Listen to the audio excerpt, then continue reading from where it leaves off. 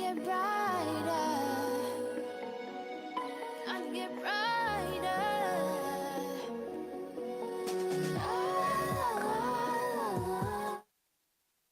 Where I belong.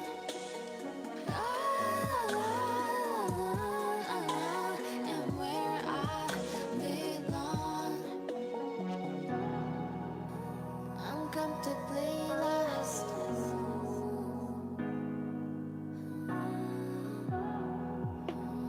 Possibly intoxicated.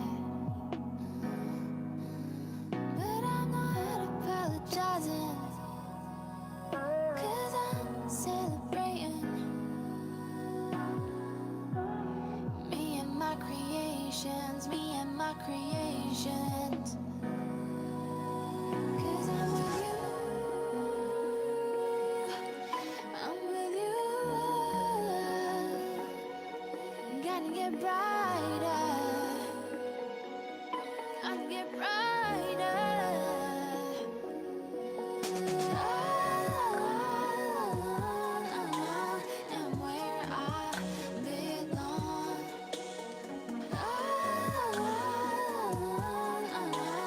And where I belong.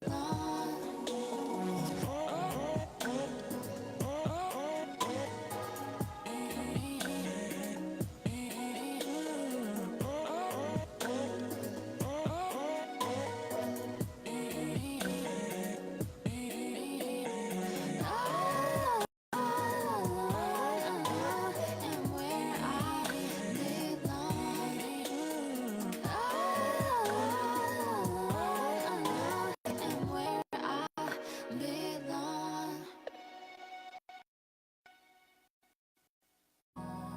'Cause I'm celebrating me and my creations, me and my creations. 'Cause I'm with you.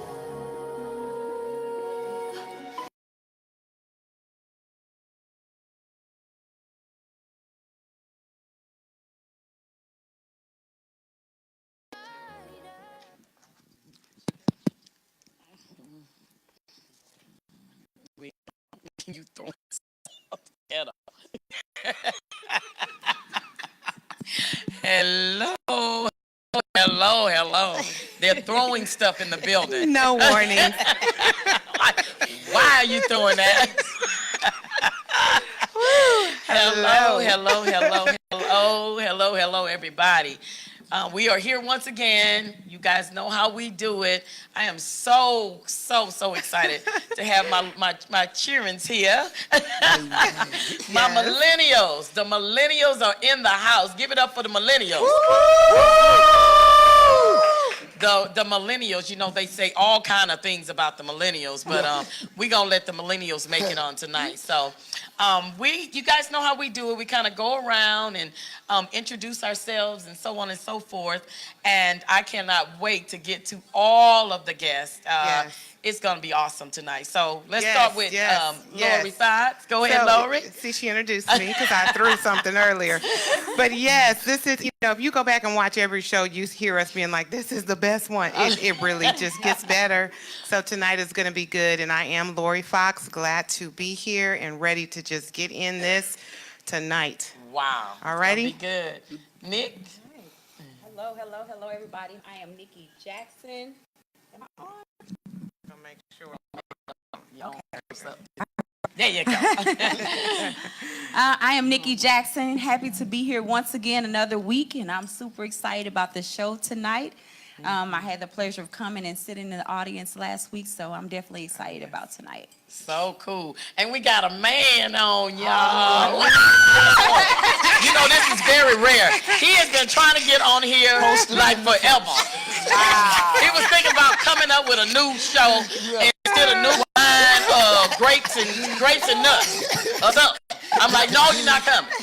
So the Lord has convicted us, Jesus. and we have brought this Hallelujah. awesome millennial. Go for it, boy. Yes, done made a Lord. way. Yes, Lord. Yes, Lord. Good evening. I am super blessed and excited to be here. I was supposed to be the first male ever. But Lord works all things for his good and the purpose that he has called. I have made it. I am truly grateful. My name is Minister Kenneth Thorns. I am a servant of the Pleasant Hill and Divine Connection with is Pastor Dean Johnson and Lady Gail Johnson right here. My wife is and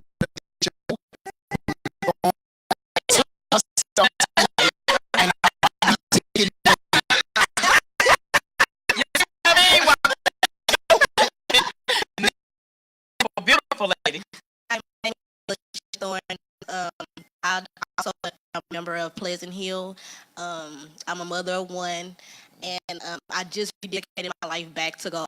Yes. And a millennial, thank you. y'all. Hallelujah. Yes. Oh my yes. God, we are excited. We have a great topic on tonight. As a matter of fact, I was talking to my mom on today, and she was so excited. She's like, "Oh, we need that. We're about to do something and get with some young people, and we're going to be talking about forgiveness." Yes. Okay, forgiveness. And we're coming from a biblical perspective, but then we're not. We're just going to keep this thing real because there are people all over that are dealing with unforgiveness, and they're in that place. And we want to just kind of talk about some areas and some, I'll call it deficits that can take place in one's life when we are not in a place to forgive. Okay? Right. And so we're going to go around and just kind of give our stories. And I have a story concerning forgiveness. I didn't even know that I was walking in a particular place until I spoke to you, Lakeisha. She was speaking in general. And that's basically how we come up with the guests on the shows. I'm just speaking to people in general, and something grabs me. It just grabs my spirit. I'm like, okay, you got to come. It's you. You got to tell that. And so when you were telling your story, immediately something grabbed me, and I began to ponder on my own story. And we'll yeah, really. So we'll get to that. So starting with Lori. Yeah, so I'm not going to go into a whole story. I'm just going to be very practical, right? So that's the same as being extremely real, because every single day there's something that comes across my way that I can hold on to and have unforgiveness about. Of course. So I've had some major things happen that I've had to overcome, and I'll talk about that later.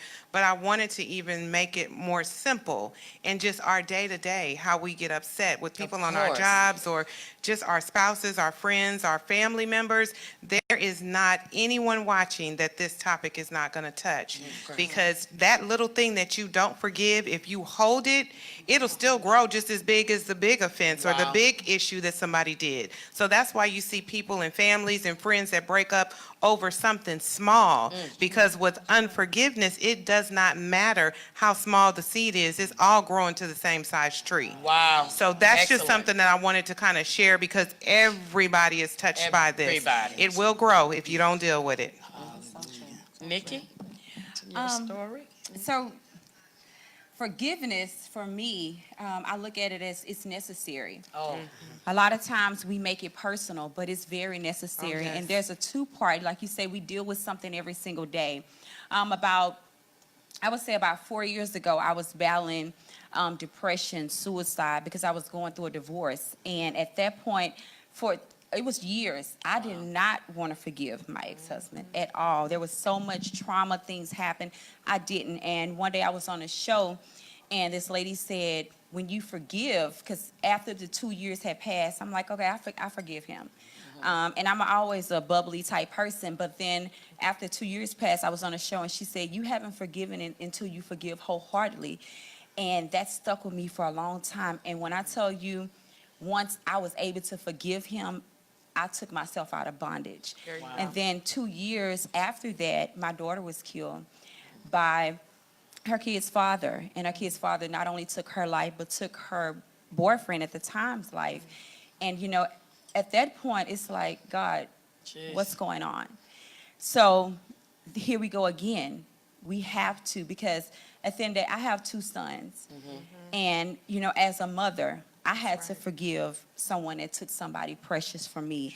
And then, God. you know, even about 3 weeks ago, someone killed my nephew. And it's like, I guess it really hit me now where I course. said, you know what? Comes back up. Things are, we have to realize things are God's plan.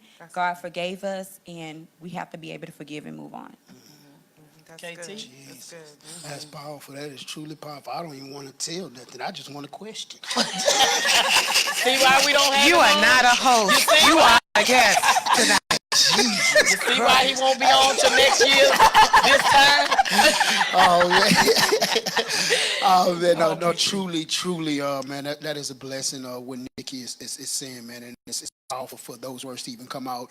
As for me, man, I grew up in a city called Port Arthur, Texas, about an hour and a half away from here, and man, I grew up with. I knew my dad, but I literally just grew up with my mother and my 3 sisters, and that thing was very rough for me because coming up as a kid, my mom had to take me everywhere because I was so young. And I could remember, like, whatever store she was working at, whatever job she was working at, I had to go with her because I was the youngest in the house. And my oldest sister would watch the twins.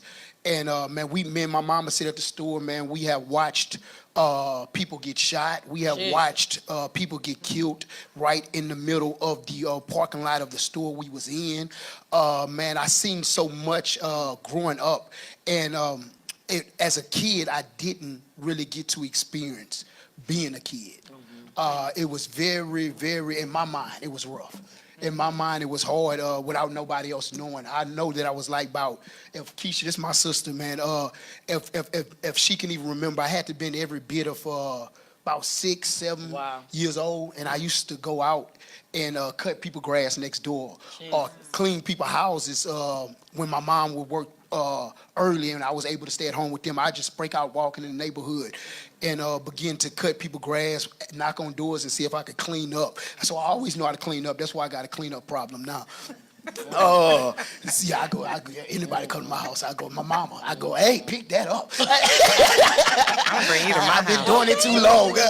But man, I remember, man, and I didn't know the words as a kid of offense, but I as I grew up, I knew that I was offended. I knew that I was hurt. I knew that I was destroyed because not only did I not have a father to help lead and walk with me, I knew that I was trying to be a father, being the youngest person in the house. Of course. And with only that, male.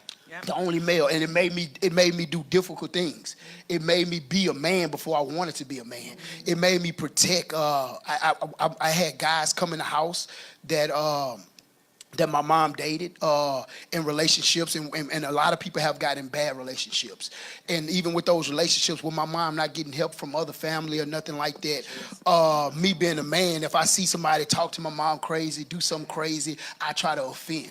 And sometimes I got my butt whooped by some of the guys that came in that house trying to defend and help up. And it broke me in a way. It broke me in a way, man, to where I never really was able to accept men. I never was able to really connect with men, so I joined the gangs, and I tried to beat up everybody that ever tried to disrespect me. Anybody tried to talk to me. I had an issue on taking it out because of what I had been through, what I was going through in my life, and I dealt with that offense. I dealt with those trials for many, many years of my life, and man, I'm telling you, but through the blood, through salvation, man. Even when I didn't know God, I was praying. I was praying. I remember the fake picture.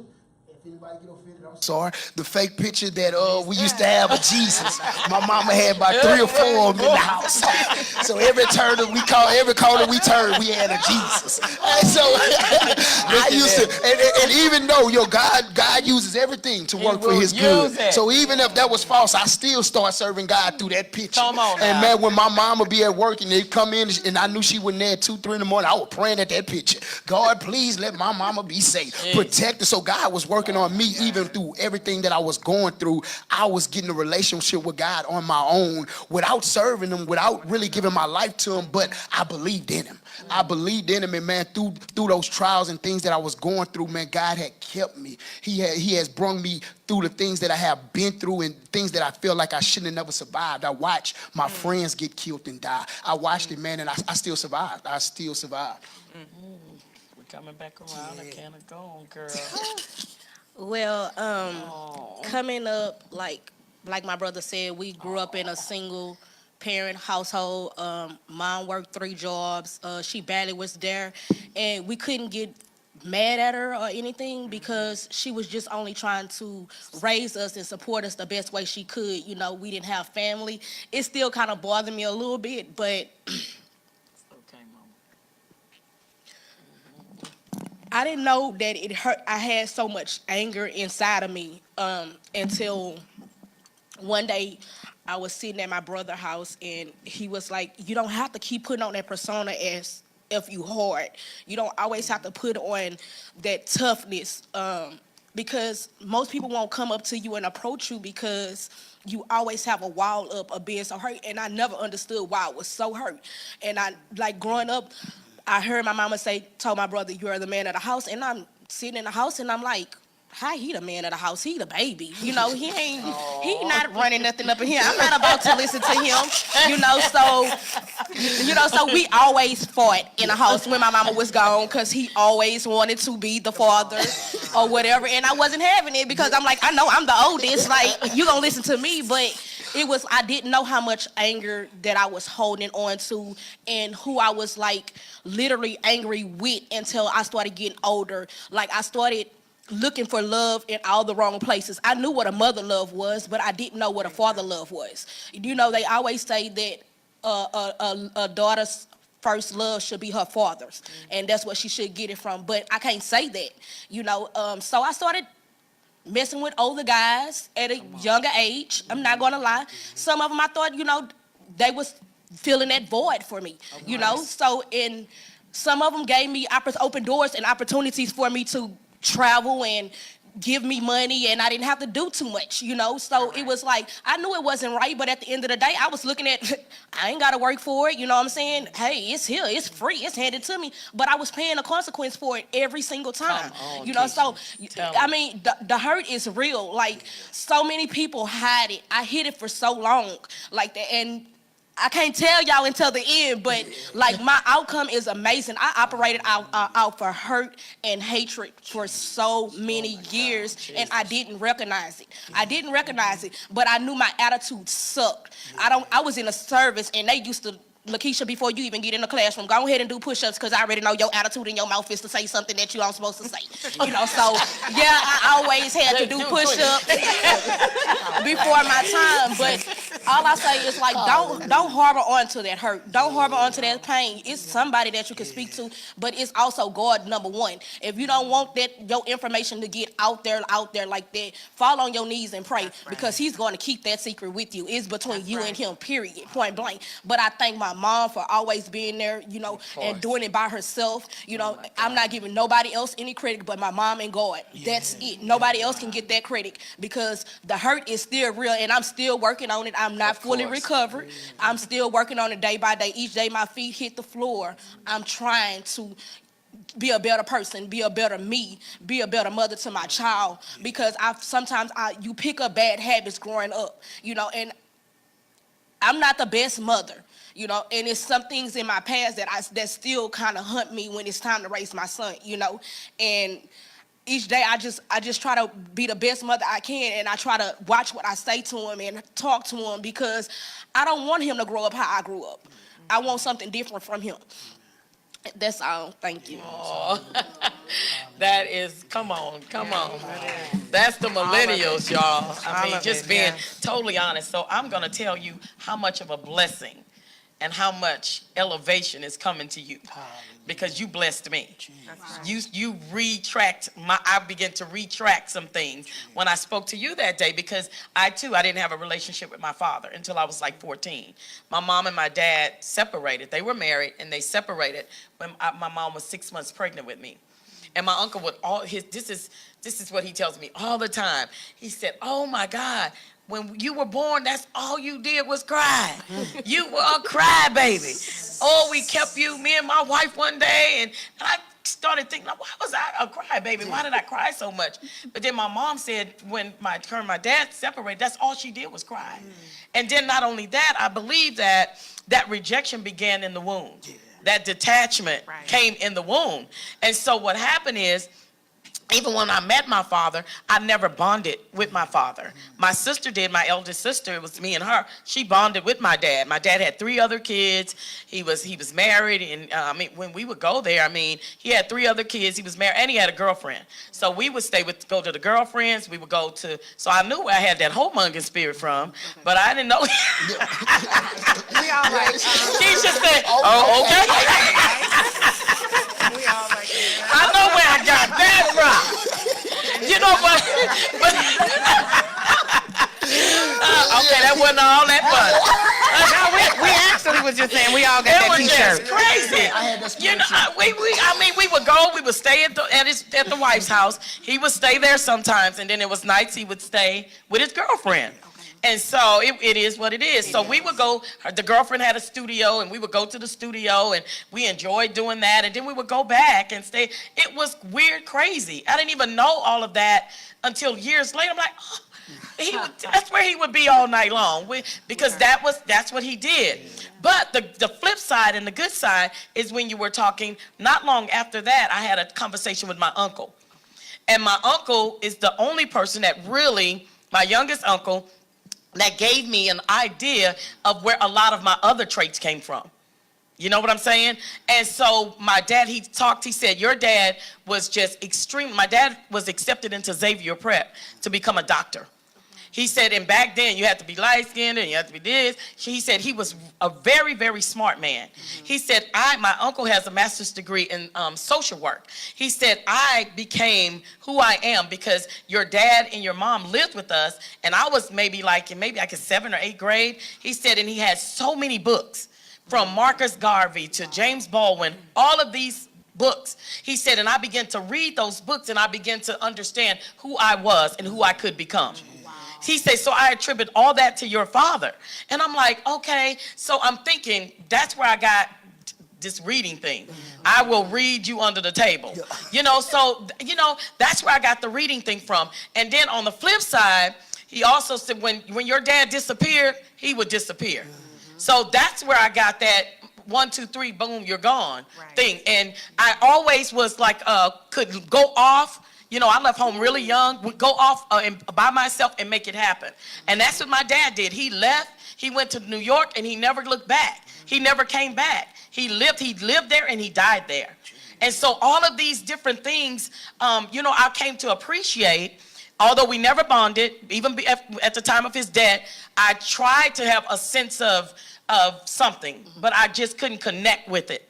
And so what I did is, you know, my sister went to the funeral. I paid her way for her to go to fly to New York, because in actuality, I had tickets to go to Hawaii.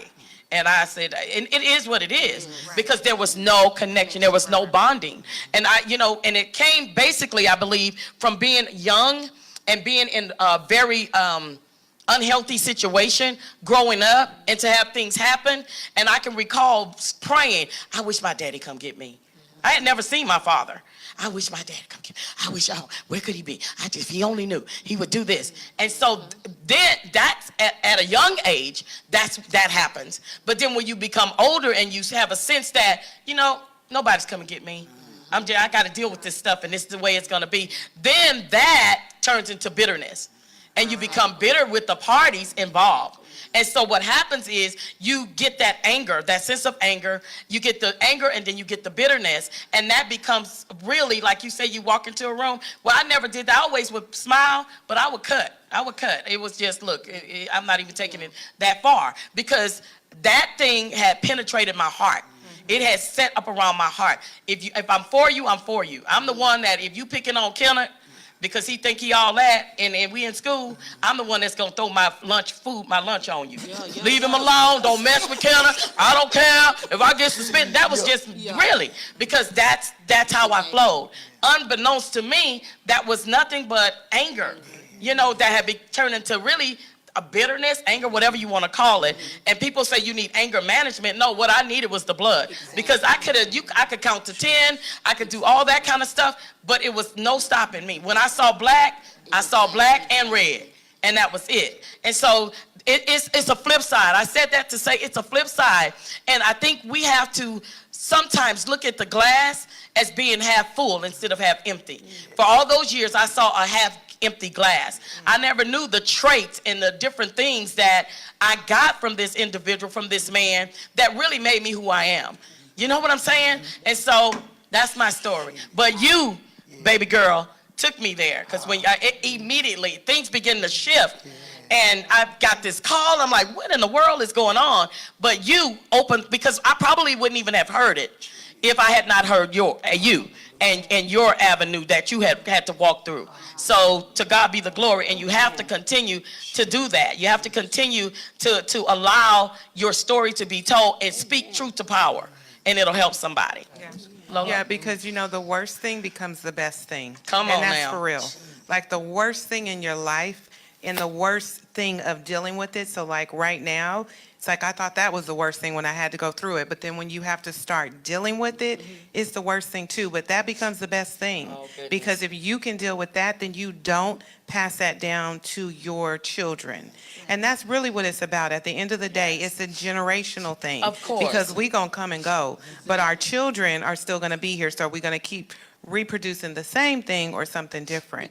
And I'm telling you, that's why I said, that like a tree, because it doesn't matter. I've had some horrible things happen to me, and I've had to go and forgive the person who did not even realize that I remember what they did to me That's deep. for many years because I was so small. He didn't even know. So when I came to him to say, I forgive you, that was like a whole shipwreck for that person, because their response was, I didn't even know that you remembered or knew.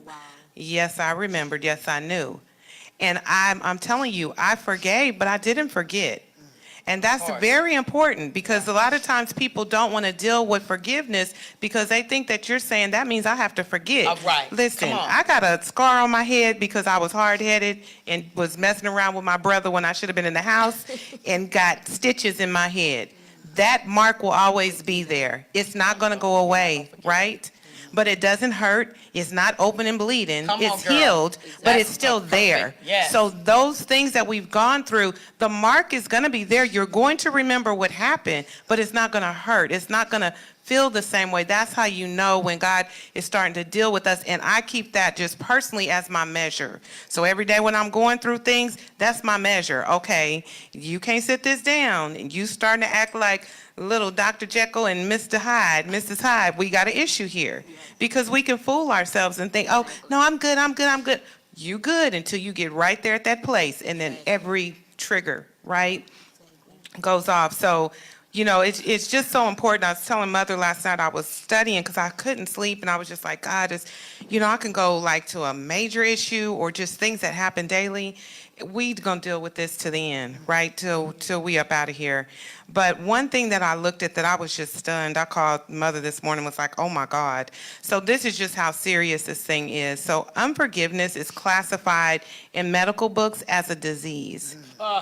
And then it says Jeez. that 61% of all cancer patients deal with unforgiveness. And the Jesus. aggressive cancer that can't be fought comes from people that have like anxiety with that unforgiveness. Jesus. And so when I really looked at that, I'm like, oh my gosh, and I'm going to post the article because it is a very good article. It talks about the hormones that are released from our brain from having anxiety or being angry or mad. It sets off different chemicals in our body, which actually attack the good things in our body that help fight disease and fight cancer. So again, we go all the way back to the word is really how we think. Our mind, we are made in the course. image and likeness of a mighty God. So that in itself, yes, God can use the way we think and how we see and how we perceive to bring healing even unto ourselves. And letting go and being able to forgive releases us from so much. And I was just talking to her about that, but I'm going to post that. It's a good article. Y'all need to read it. But, at the end of the day, you got to let go, but then you got to remember, I'm going to have to keep letting go. Come on. Because it's not just, I'm going to let go and I'm good. No, you're going to keep letting go because it's going to be something and then another something and another something. Go on, Nikki. A lot of times, and we have to remember too, even like with the young lady here, I was able to turn my pain into my purpose and my purpose into my passion. Because, you know, at the end of the day, sometimes we can say we're mad at that person, then forget, them people are not even worried about us. We be mad and sick and headaches going on. Exactly. Can't sleep, pacing and checking on Facebook, and they living their best life. Yeah. And we still mad. Yeah. You know, so at the end of the day, we got to say, you know what? We have to be able to forgive. Peace, so you can sleep at nighttime. Because a lot of times we have to realize, you know, when we hold on, letting go makes a big difference. A lot of times we hold on to things that we shouldn't be holding on to anyway. And, you know, I read this thing the other day, and it says that if we're not healed, we'll continue to bleed on people that didn't cut us. Woo, And that's so good. when you go into, you got to think about, you know, that person that hurt you, you'll carry that into your next relationship. Of course. Or you'll start thinking, you know, if you're hurt by something that happened with your parents and then you have kids, and you'll start, that's a generational thing. So Of we got course. to learn how to break those generational curses, because at the end of the day, we want to live a happy life. We want to live a best life. But forgiveness, I'm telling you, that's key. That is key, and it takes you out of bondage. It's where you can have that life where you can look at that person that did something to you and speak to them, and just really be okay, not just speaking out of anger or speaking just because, and be okay with it. You know, and even when I was thinking about maybe a few weeks ago, I kept saying, even after the things that happened with my ex-husband and then my daughter and then my nephew. My nephew was like in 2016, I'm telling you, like I was about to fall off a 288. Because back to back, when I tell you in a 6 weeks period, I lost my best friend since diapers. My aunt that was like my mother, my cousin, and then my daughter. Jeez. I mean, a 6 week period, back to back to back.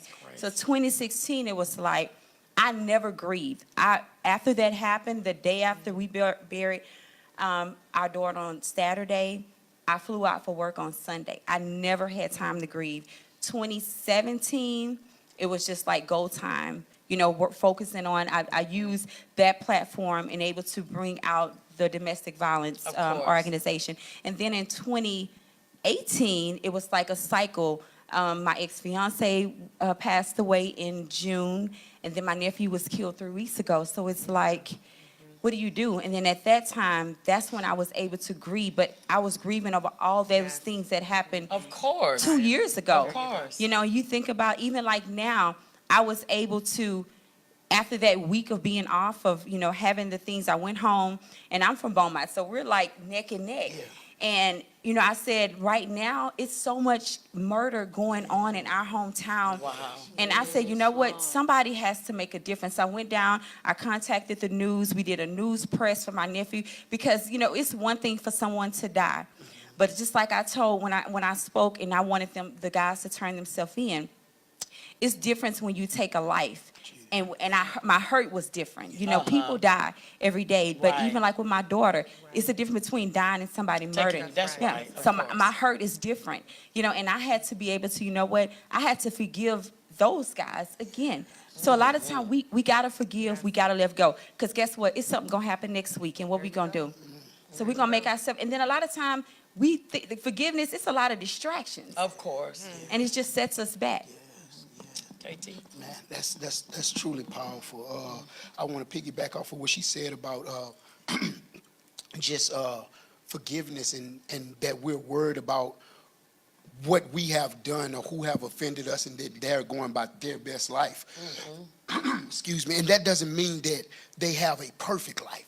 That course. means that sometimes we are offended by people that are comfortable with their lives. Come on. And we so hurt because we're not comfortable, because it's more that we're seeking. It's more that we want. So even when we find ourselves in an offensive place, we find ourselves in a struggle because we want to be greater in some things we do. So some people are that we're battling and that we're arguing with are living their best life because they don't want as much as us. They're not trying to go the places that we're trying to go to. So while we're sitting down being distressed or destroyed by what somebody did us that's not even seeking or trying to be delivered from the things that we're trying to be delivered or go the same places we're trying to go, then we wind up being stuck into a place that we know that we're not even want to be in. Sometimes we can't even get out of it because we allow people to destroy us. In Hebrews, it says that the offense means trapped. Yes. It means that you're trapped in a place, and with you being trapped in that place, you can go through this door, you can go through this door, but while you're walking through doors, you're trapped. You're still destroyed. That thing still has a hold on you. You're still bound,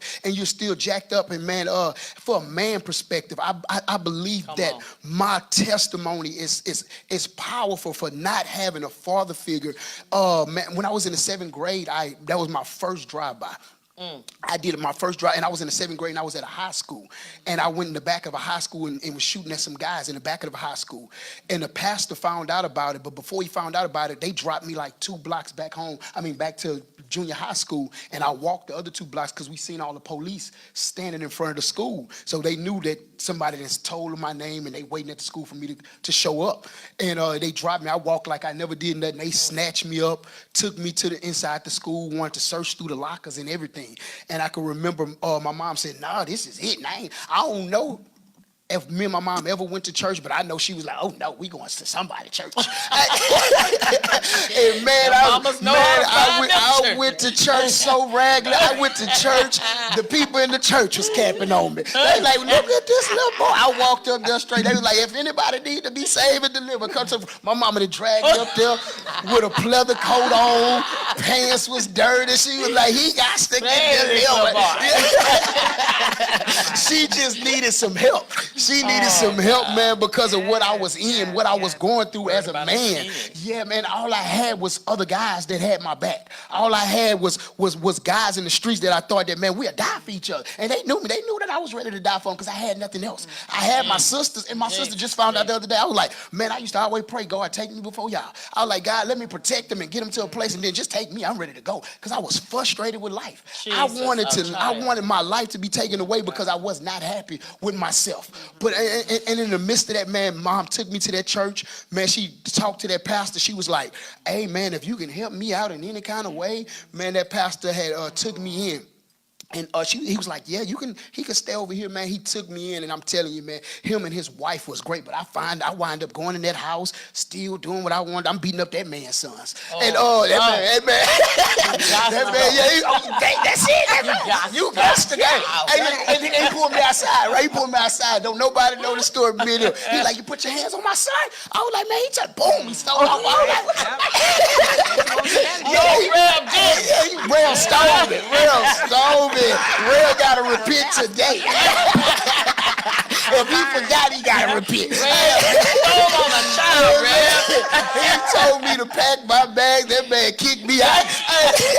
But his wife was like, no, you going to get him, because she knew I didn't have nothing else. She knew I had nowhere else to go, man. And I'm talking about the next day they came back and got me. But he never felt the father figure in my life. Right. He protected me. He helped me go to where I was going with God in my life. God placed him in my life to bring me to a place. And I went from being a name called Killer K to being Pastor Kenneth Owens. Yeah. My classmates started calling me a pastor because I was staying with a pastor. So they was speaking change in my life when I still was trying to act like a dog. And man, I'm talking about, man, we used to wake up, man, he's like, you gonna read at 5? And I did not know how to read. You can bring me through the easiest scripture. I'm telling you right now, I was lost. All I knew was the streets. I'm telling you, and the little son sitting like this. Lord have mercy. Read again. He telling me the word. He like, endow, share. The boy was delivering me. The baby you beat up. He was delivering me, man. But I'm telling you, man, I'm not there. We gonna go back around, but I want to tell you, man, that God placed this man in my life to help my mom. Amen. Because my mom loved God. My mom was walking with God, even though if she probably wouldn't always she wanted to be in her life, God still was protecting her. And since God was protecting her, he was protecting me and my sisters also. So my sister stayed with my mom. I wound up moving in with that pastor. And even though he didn't feel a father figure, he felt a change in my life. He shifted my life. He made me start loving God. The God that I was trying to find on my own, he started introducing me to him. I started going to the church. I started living. I started wearing clothes that I never had. I started getting draws from the boys I never had. Shoes, everything. But things have started changing in my life, but I still wasn't where I really wanted to be at because I still didn't look at him as a father. I just looked at him as a provider and a help maker, man. Come on. But man, when I tell you, man, we're gonna come back. We're gonna come back to what God did. But God truly blessed me with that as being a man, man. He shifted me and he started changing my life because he knew what he had called me to be, that I had to go and what he needed to do. And I started accepting it. I had started accepting Pastor Kenneth Thorns. I had started accepting everywhere we was going. When we was on a football field, we would be out to eat. All my friends said, KT, start praying. And they knew I go outside and try to fight, but they, KT, start praying. KT, lead us in prayer. And everybody, every time I start walking, they were like, boy, you gonna be a preacher one day? You gonna be, I ain't gonna be no preacher, man. I'm a thug. And I wanted to live that as the best of my abilities, but God was like, ain't no way, man. So man, I'm telling you, man, that part had begun to shift and start changing my life. I still was offended for not having a father. I still didn't accept him as a father. I still was locked up in offense, but my life was changing. It started. Oh, Keisha, you got come behind that, Keisha. I'm like, I don't even know what to say.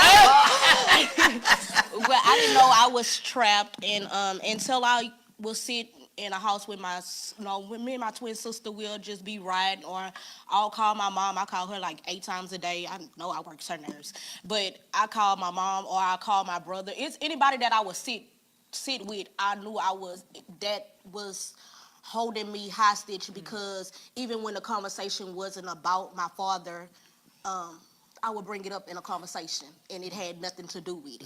Yeah. So I sat there, and we were sitting in church one Sunday, and pastor was preaching, and he said, you're going to have to go back to that place that hurt you to release your blessing. And I'm like, we got out of church, and I told my twin sister, we ride in the car. I was like, girl, I am not ready to face this. I'm not fit to face this because I'm still angry and I don't want to hurt him. And she was like, well, just pray. So I ended up fasting on my own. Wow. And so as I was fasting, I just asked God to, give me the words that needed to be said, that I could deliver it to him to where he can accept it. But I walk in without expectations from him. Oh, God. So good. I called him. No, I was about to hit mother up, and then I was like, no, I called my twin sister, and then I was supposed to hit mother, and then I was like, I'm not calling mother because mother gonna say, go ahead and call. Go ahead and call. So I was like, I didn't want to hear that. So then I called my sister. She was like, girl, go call your daddy. Like that. So I was like, okay, let me hang up the phone and just call him. So I called him, and before I can even say anything, the tears just started falling. He was like, what's wrong? What's wrong? Like that. And I was like, are you by yourself? Are you by yourself? And he was like, yeah, what's wrong? Why are you crying? Because I never cried in front of my daddy. He never seen me cry. Like, I always put on a smile like I'm happy, and just to cover up the pain, because I didn't want him to know that he hurted me, So when I called him, I was, he was like, what's wrong? He kept saying, what's wrong? What's wrong? I said, I need to talk to you like that, and it's important.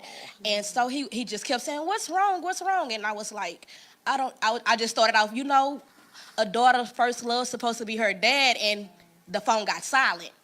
And he was like, yeah, like that. And I said, I didn't get that from you, like that. And then he was like, huh? I said, I didn't get that from you, like that. I said, I had to look to my brother to get love from a man when he was a boy, like that. And so he started crying, but I didn't know he was crying, but I kind of knew he was crying. But I was like, I hope I'm not hurting his feelings. In my head, I'm like, I hope I'm not hurting his feelings, like that. But then I had to rethink, like, you hurted me all these years, so you need to understand what hurt you have put on me.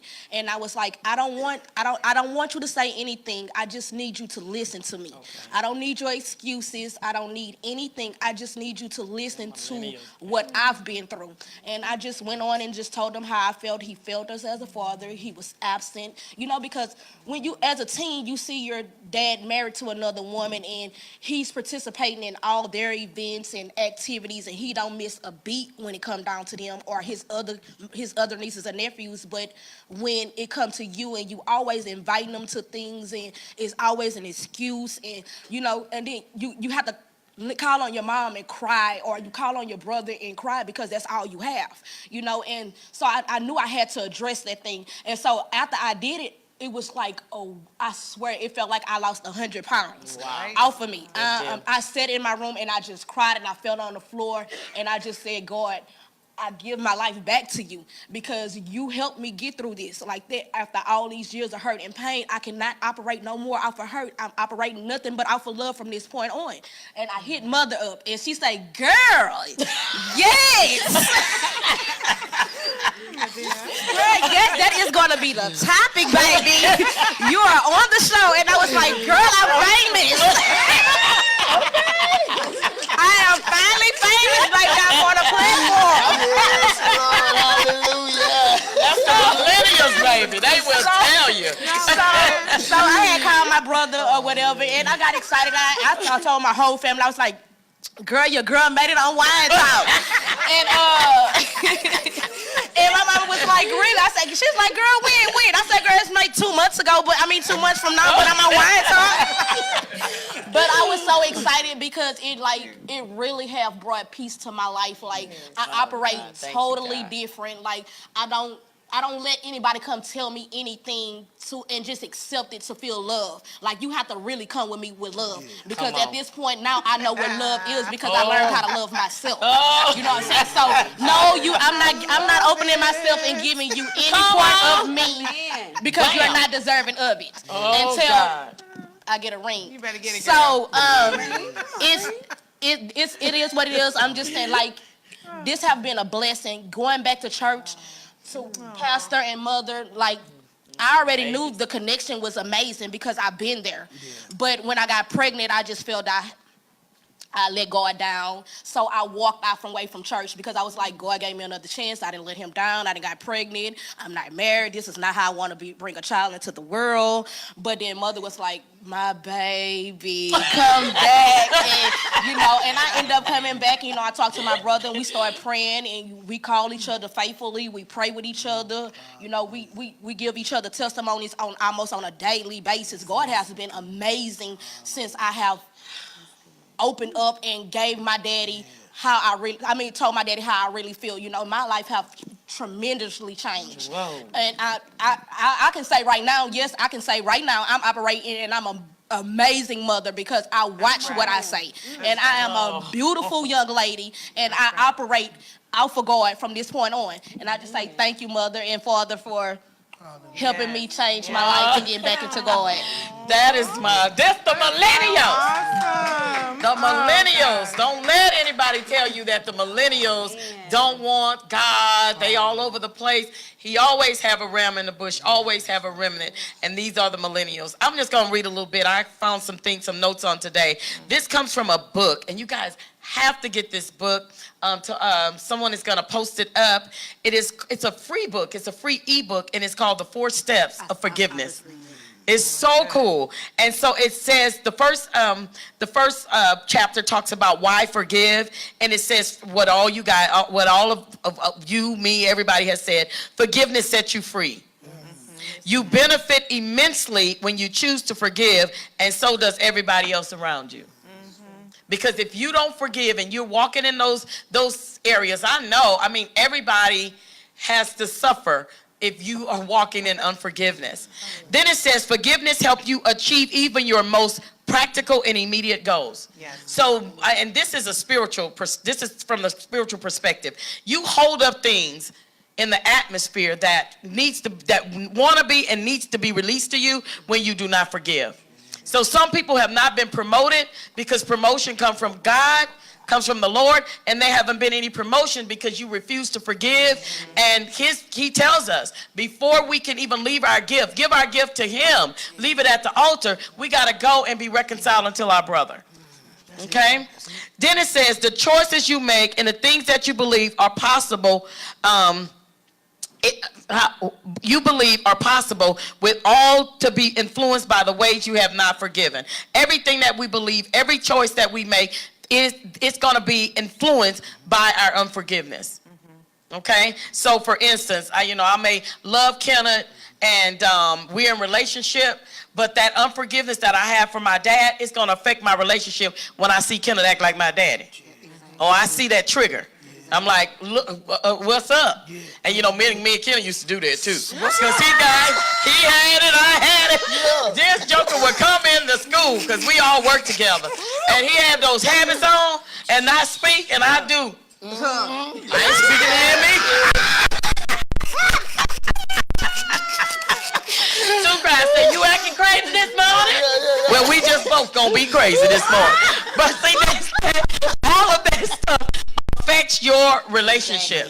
It does. Whether you can love people, you can have their back, all of that. But if you don't get rid of those particular attributes, the bitterness and all of that, it's going to affect your relationship. Then it says, if you do not want to learn to forgive to benefit yourself, then learn what Lori said, to forgive so you can benefit others, especially your seed and those people around you that's closest to you. Okay? Is a forgiving person easier to be around than an unforgiving person? It says yes, of course. A forgiving person is always much easier to be around than an unforgiving person. Even the Bible said, because if you have that unforgiveness and that bitterness, that anger, it's just just all in the same pot.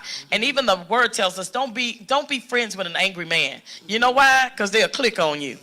You know, don't be friends with an angry person. And so you affect the relationships that really most often are beneficial to you.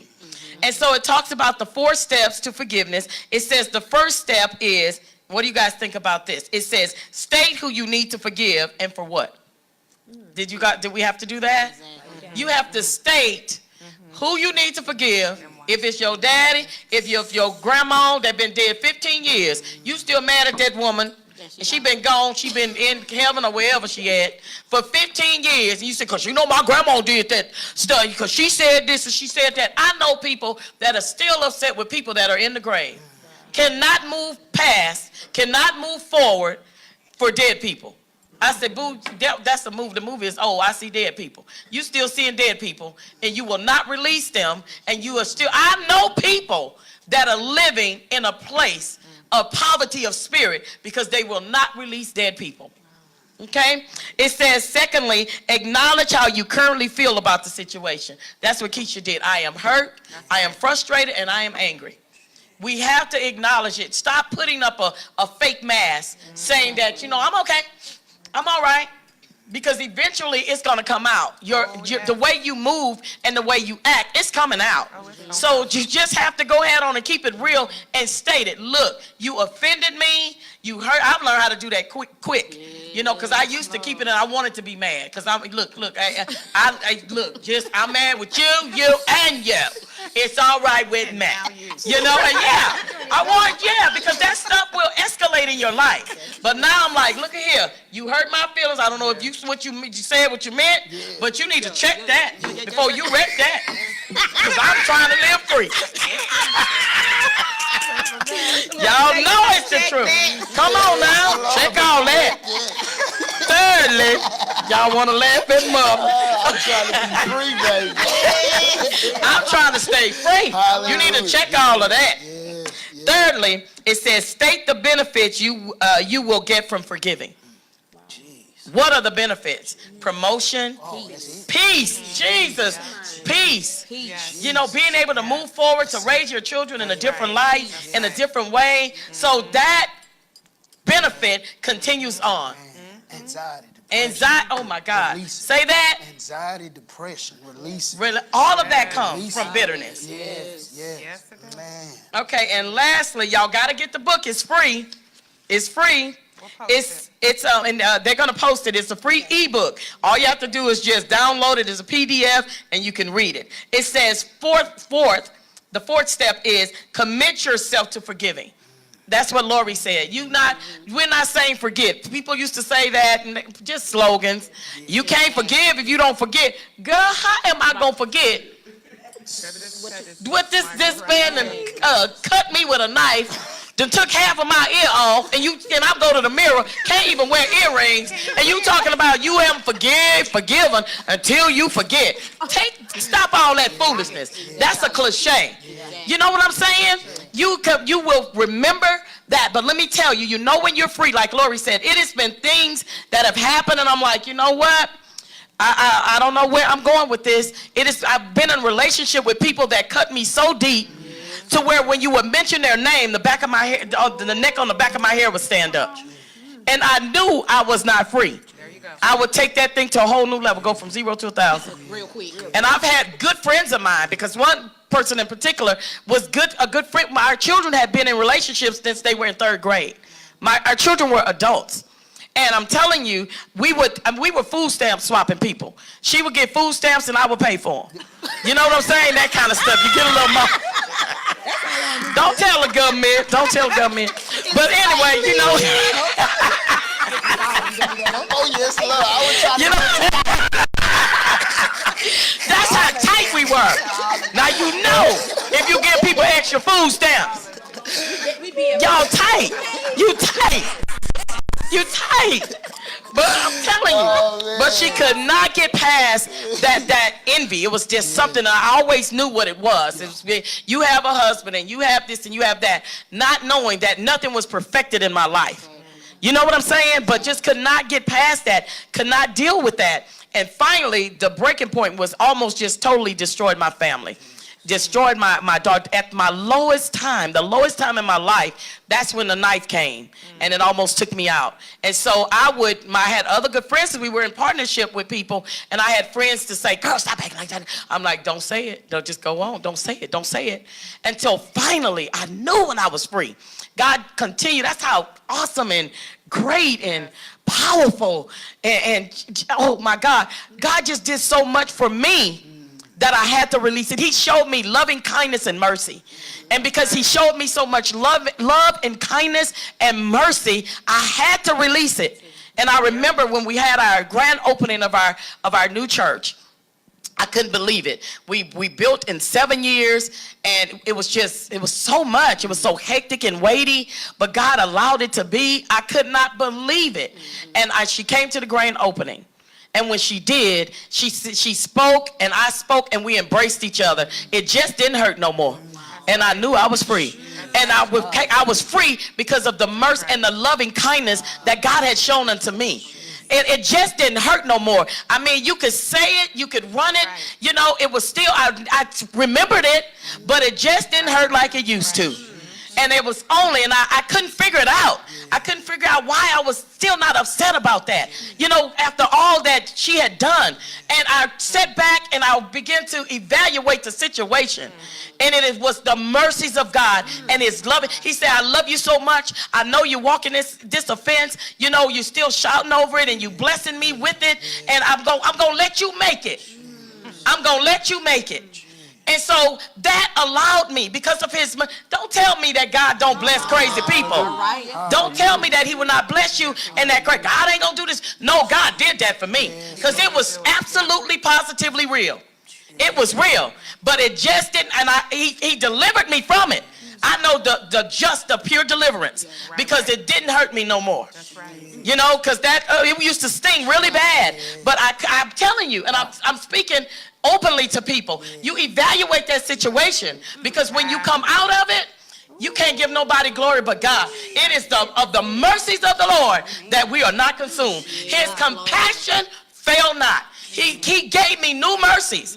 I'm telling you, because really, if I would have died in that mess, I probably would have made the enemy my best friend in hell. But he was merciful unto me. So I pray mercy upon those that have been so defiled and violated and mistreated and abused by the enemy's tactics, that God's mercy would find you and you would hold on until it just don't hurt no more. I kid you not. I'm telling you the real deal. Y'all want to say something, Nikki? Oh, let's give it up for God, okay? Yeah. Yes, God. Hallelujah. But one thing that I got from it, when like both of you said, you got to go back and revisit that thing. You Yes. have to go back. To Miss Lady right here, it's important because little broken girls turn into broken women. Yes. Broken boys turn into broken men. Until you fix that thing, it's gonna nug at you all the time. One thing that I had to realize, when you help somebody today, you help and continue to tell your story, because there's little girls out there that's battling this story right now. You know, little boys too as well. So continue to tell your story. Also about the best friend. Me and my best friend fell out for something crazy And this probably been about 3 years ago. I blocked her, delete. When I say I have the spirit of goodbye, and I will have the whole pastor collection plate, the goodbye ministry, and I blocked, delete. She couldn't contact me. And then, but her daughter was my goddaughter, and it hurt me so bad because I'm missing parts of her teen life. And when my daughter had been saying, you know, Robin miss you, and I'm like, And I had that, you know, I could forgive, but you hurt me. And so, you know, just so happened, I end up, when my nephew passed away, her, my nephew was real cool. She texts, and, you know, and we made up right then. So you have to do that. And it was just like, it's all over again, That's you know, right. and the good thing. But one thing that I realized going through my situation, what helped me the most, I met a lady probably about a year after my daughter had passed away, and she asked me about, did I ever thought about acting? And so what I did, I was in so much pain, I turned my pain into, I would write all the time. So I started writing, and then my mom kept pushing me, you need to write a book. And I'm like, I don't want to write no book, because I was stuck, and I was okay with being stuck. But when I tell you that release, when I released and got out of bondage and forgave, and not only forgave those people, but forgave myself. Of course. When I tell you, God opened up so many doors. I wrote a book, it's Women of Faith, and I co-authored, I have a copy for everyone today. I co-authored this book with 39 other authors that have went through the same thing, and where we had to forgive. And you talk about free, my chapter is free indeed. And also I turned my acting, so I'm a professional actress now, where I actually use that as my ministry, and that's how I was able to forgive, acting out on stage, and let someone hear my story. Right. We're going to let Maisha come on, and then Kelly, you pray us out today. Since you're the only man, and you might not get to come for a long time. Maisha pray, and I said, No, you. No, we're not trying to shut down okay Facebook. with that. Oh no. You feel God leading you that way. I'm saying, be free. you got it.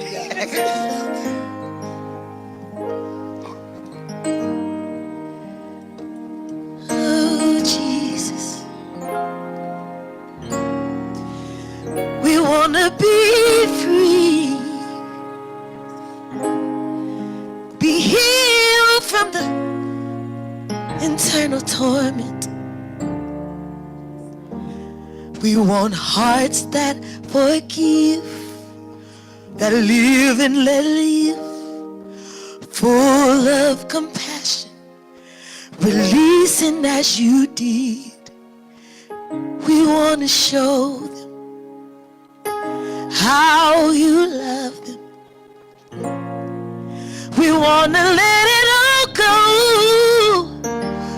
We want hearts that forgive, that live and let live, that grows as we forgive.